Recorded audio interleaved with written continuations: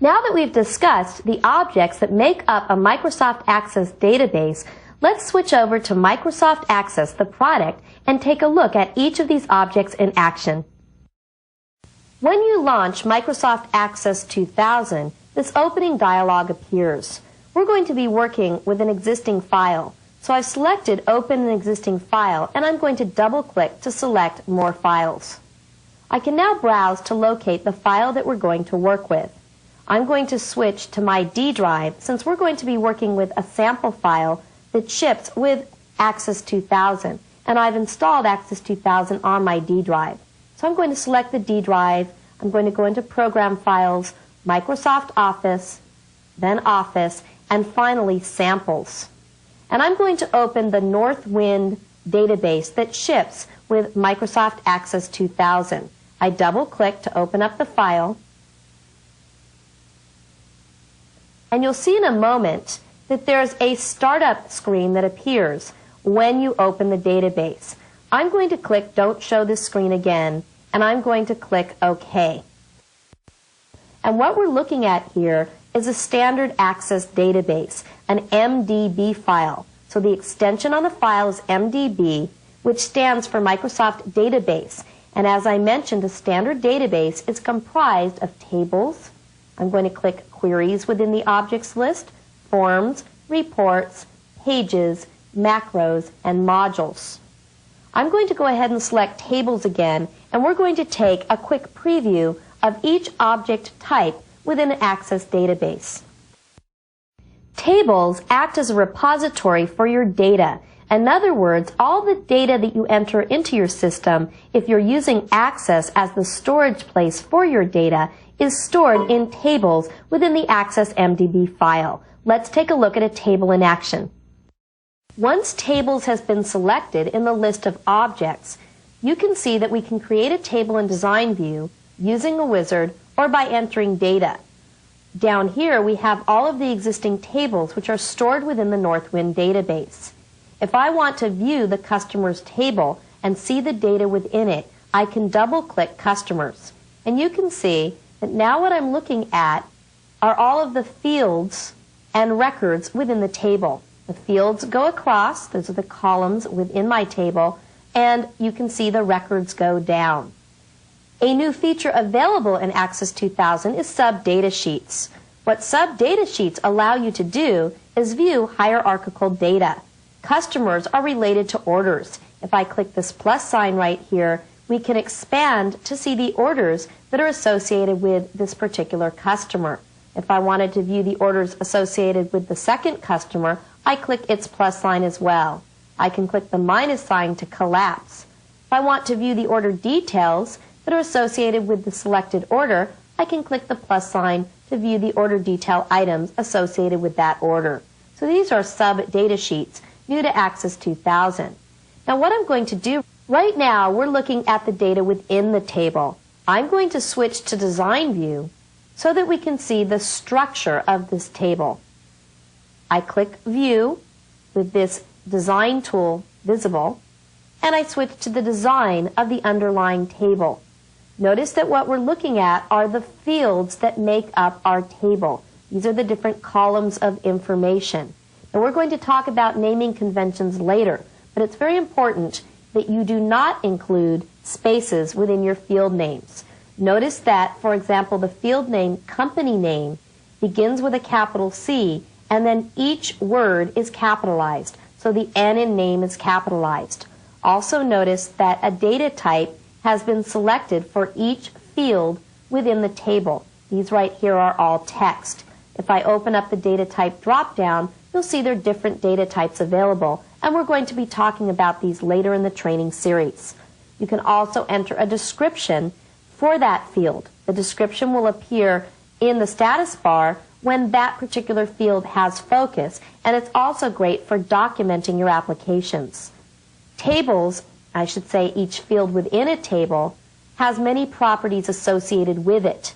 And you can see that these properties have been designated and are different for each field. In fact, the list of properties available differs depending upon the field type that you've selected in the data type.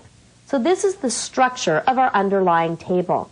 I'm going to click to close the table, and we've now returned to the database container. We're reviewing all the tables within the database. All the tables within a database are generally related to one another. You relate tables to each other using the Relationships window in Microsoft Access. Let's take a quick look. I'm going to click the Relationships tool on the toolbar, which opens the Relationships window.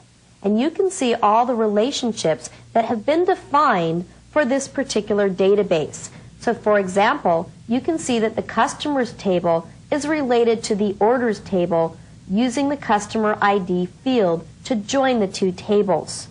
They're related in a one-to-many relationship. This is because every one customer hopefully has multiple orders associated with it. So we have many different one-to-many relationships defined within this particular database. If I want to modify or view the details of one of these relationships, I can double-click the line that joins the two tables, and the Edit Relationships window appears. This window allows me to change the field or fields that are used to relate the two tables, and also to do things such as enforce referential integrity, cascade update, and cascade delete. You can also see that the relationship type is a one-to-many. An entire section in this training series is devoted towards discussing relationships and learning how to establish relationships that are appropriate for the data within your database. For right now, I'm going to click OK, and I'm going to close the Relationships window. In our tour of the database objects, the next type of object that we're going to take a look at is queries. Queries are stored questions about your data. And in fact, there's special types of queries that can even take actions upon your data, such as edit or delete records within your database tables. In order to view the queries that are stored within this database, you need to click Queries in the list of objects in the database container. These are all the queries that are stored within this database. Once you've selected queries in the list of objects, you can not only view existing queries, but you can create a query in Design View or create a query using a wizard. There's actually several sections within this course that show you how to design queries to help you complete the tasks required for your application. For right now, what we're going to do is run the employee sales by country query. I double-click to run the query, and notice that I'm prompted to supply a beginning date. This is because a query can have parameters associated with it. Those parameters can be supplied at runtime, allowing you to modify the data that's going to appear in the result. I'm going to enter 111997, and for the ending date, 12/31/1998. When I click OK, the query is going to run, and that date range is going to be used as criteria for my query result. And if you take a look at the shipped date, you would see that all of the dates are between January 1st of 1997 and December 31st of 1998, the criteria range which I entered. We're looking at data from an underlying table or even tables. And in fact, query results are quite often editable. What I'm going to do is change to the design view of this query so we can take a look at the underlying structure of the query. If I click the design tool on the toolbar, you can see that this query is actually made up of the employees, orders, and order subtotals table or query. Now I'll tell you that employees and orders are tables. Order subtotals is actually a query. This shows that tables can be joined with queries within other queries to get the results that you need. The query is pulling the country and last name and first name from the employees table, and it's pulling the shipped date from the orders table, but notice that criteria is being used to limit the date range that's appearing in the result. We're grabbing the order ID from the orders table, and then we're creating an expression called sales amount, which grabs the subtotal from the order subtotals query. Now in North Wind, not all of the standard industry naming conventions are used. We're going to talk more about naming conventions later in this section, but tables or table names should begin with TBL, and query names should begin with QRY. And furthermore, there should not be any spaces within table or query names, or in fact in any object name within your database. By the way, if you want to switch from the design of an object to viewing the object, you can click this tool. It's a toggle back and forth, and now we get prompted for the parameter values again. And if I were to enter, this time 111997 to 151997, you can see that we get a much smaller result. We only get the 5 records within that date range. When I'm done viewing my query, I can click Close to close the query and return to the database window. Forms provide you with a means of modifying or displaying the data within your database tables or even the results of queries. Let's take a look at forms. In order to view the forms within this database or to create or modify forms, you need to click Forms in the list of objects. You click Forms in the list of objects, and what we're viewing here is a list of all of the forms that are stored within this database. I mentioned naming conventions before. Once again, there shouldn't be spaces in any of these object names, and form names are generally prefixed with FRM. Again, we'll talk more about naming conventions later. You can create a form in Design View here or create a form using a wizard. If you want to view the data in an existing form, you can double-click the form name. So I'm going to double-click Customer Orders. And you can see that we're viewing data from underlying tables or queries within the Customer Orders form.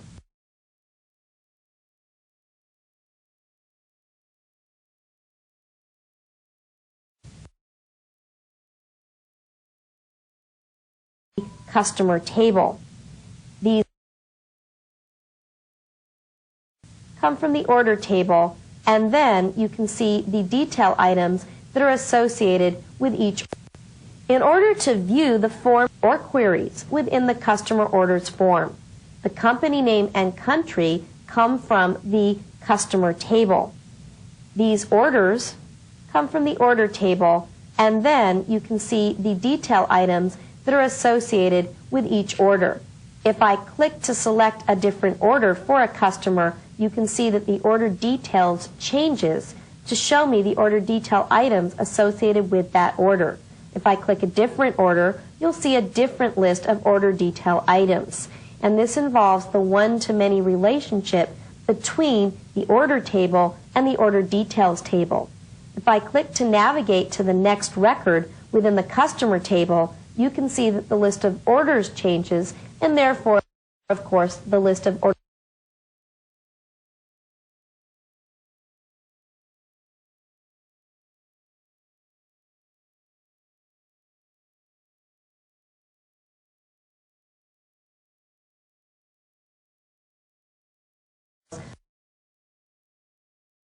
particular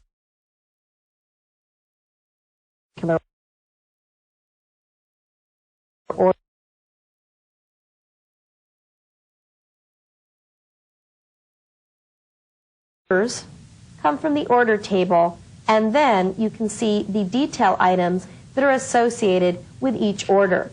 If I click to select a different order for a customer, you can see that the order details changes to show me the order detail items associated with that order.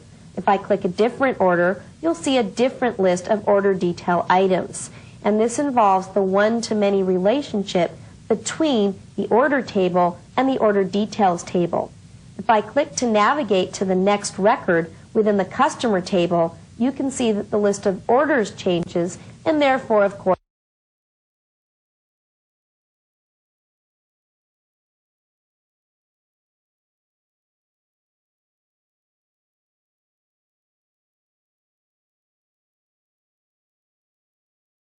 the list of order details associated, of course, the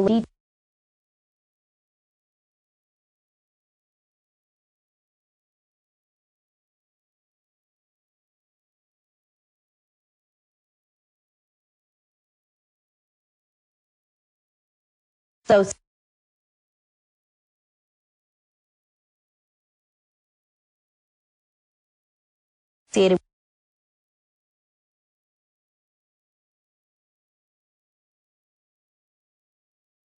with a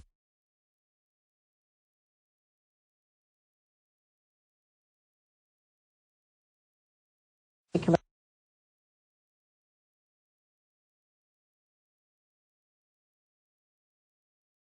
order.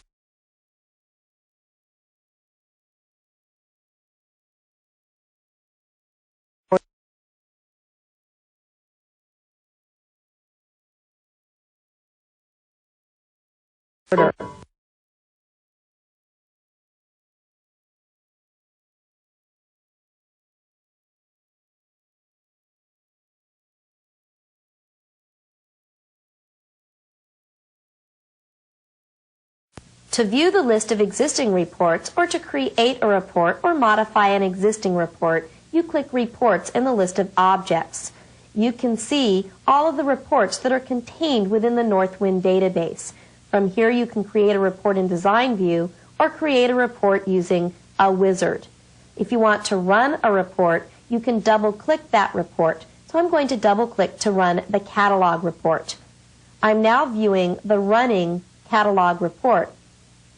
If I click to zoom out, you'll get a better overall look at this report. Moving to subsequent pages in the report, you can see that there's a lot of information in this report.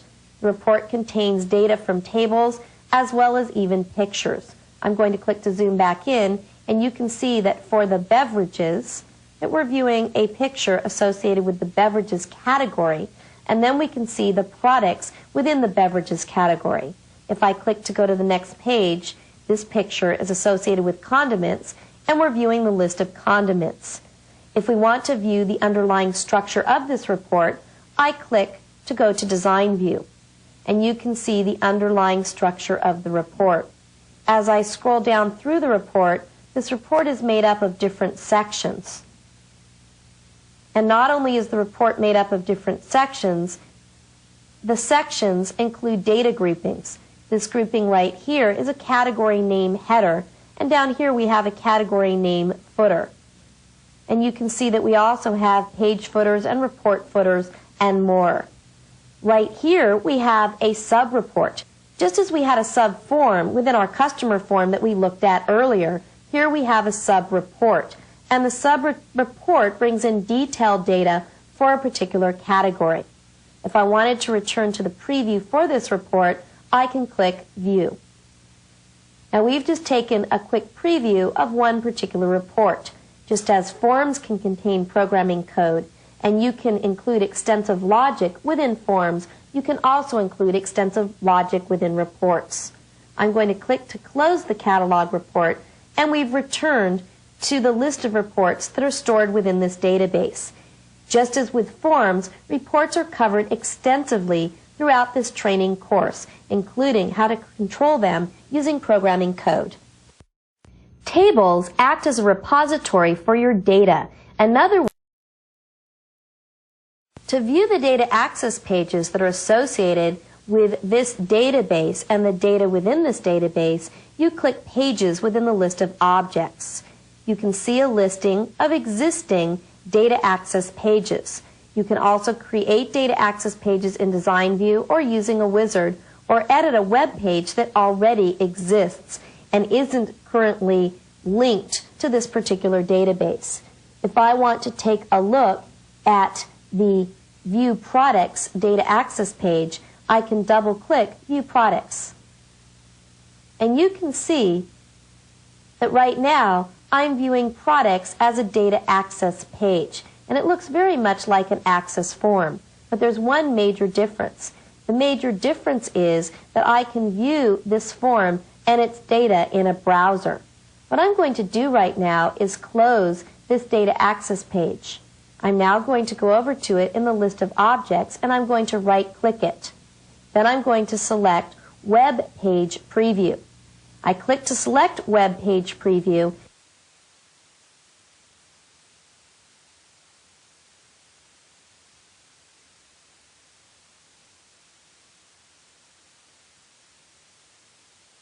And notice that Microsoft Internet Explorer launches. And now I'm viewing the data access page directly from within IE5. In other words, within my browser. But what's really cool is I'm viewing the data that's stored within that Access database, the Northwind database. Not only am I viewing the data, but I can even modify the data. For example, if I change this to, for the supplier of the chai, New Orleans Cajun Delights, I'm actually changing the underlying data stored in the table for product ID 1. I'm going to move to the next record. You can see I can move from record to record, and there's many other things that I can do. There's an entire course devoted to Internet and intranet development. For right now, we're going to close Internet Explorer and return to Access. I'm going to take a look at this View Products Data Access page in Design View by clicking the Design tool. Now we're viewing the Data Access page in Design View.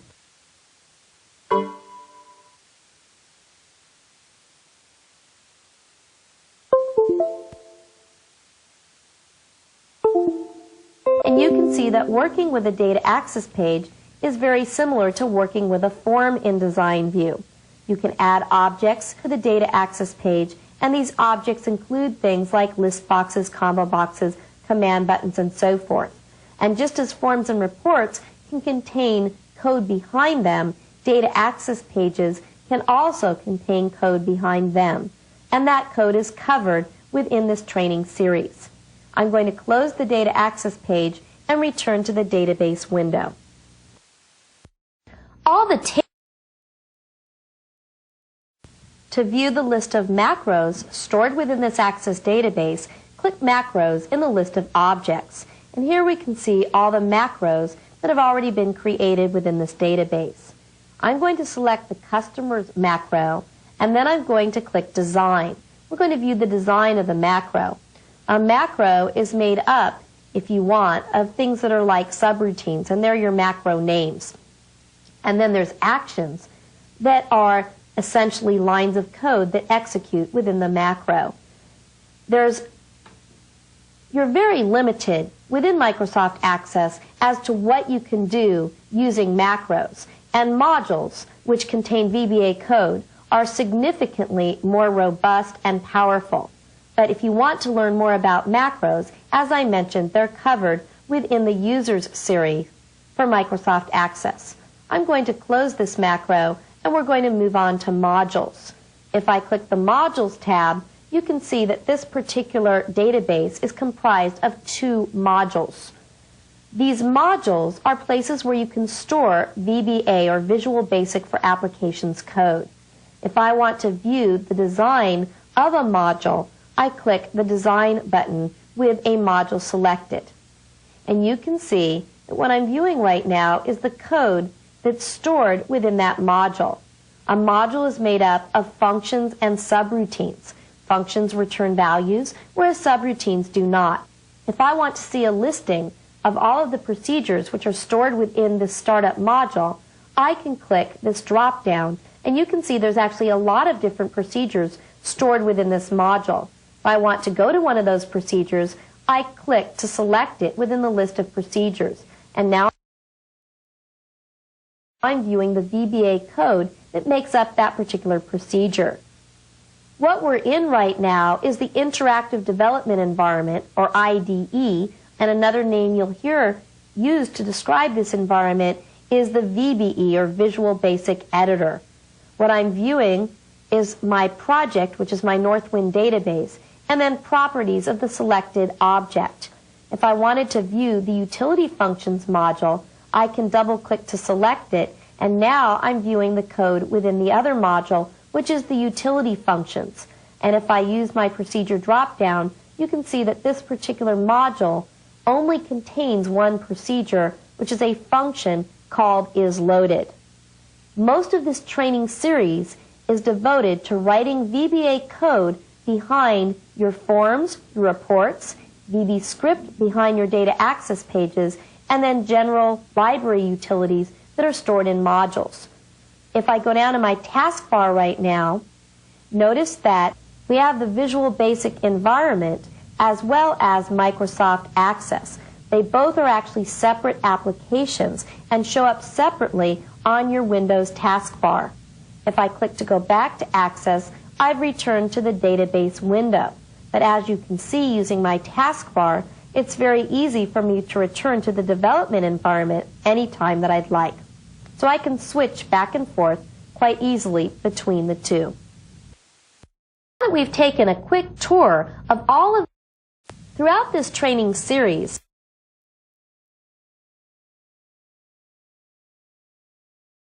now that we've taken a quick tour of all of the different types of objects that make up an Access database, let's talk a little bit about object naming conventions. Throughout this training series, I'm going to be using the Reddick naming conventions. They were developed by Greg Reddick, and they're very well accepted within the developer community. Now, when you're looking for naming conventions that you want to use, there's three things that you want to look for. You want to look for ease of use, readability of your code when using those naming conventions, and acceptance within the developer community. The Reddick naming conventions meet all of these. They're very easy to use once you get used to them. They make your code extremely readable, and you'll find the Reddick naming conventions used throughout books, videotapes, and magazines that are used by the developer community. In fact, you'll even see these naming conventions used in Microsoft sample code. The Reddick naming conventions are available in detail in my book, Allison Balter's Mastering Access 2000 Development.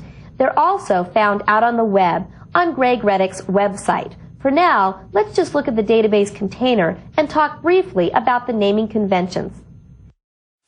Clicking the Tables tab, the standard for naming tables is TBL. As I've mentioned, the Northwind database does not follow these standards, but the customer's table, for example, would be called TBL customers. TBL is considered a prefix. Standard queries are prefixed with QRY. There's other types of queries you can create besides standard queries, and they actually get other prefixes. Also remember, the Reddick naming conventions prohibit you from using spaces in your object names. As a developer, you'll find that it's much easier to work with the objects in your database if none of your table names or field names contain spaces. Furthermore, if you ever decide to upsize your application to Microsoft SQL Server, the transition is much easier if you have not included spaces within your table and field names.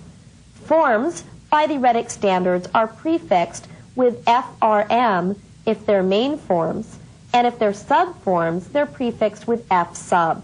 Reports are prefixed with RPT, and if they're subreports with RSub. Data access pages are brand new, and there hasn't been an official naming standard that's been developed yet, but I've been using DAP for my data access page prefixes. Macros are MCR, and modules are BAS. So those are the standard prefixes, and you're going to be seeing these used throughout this training series.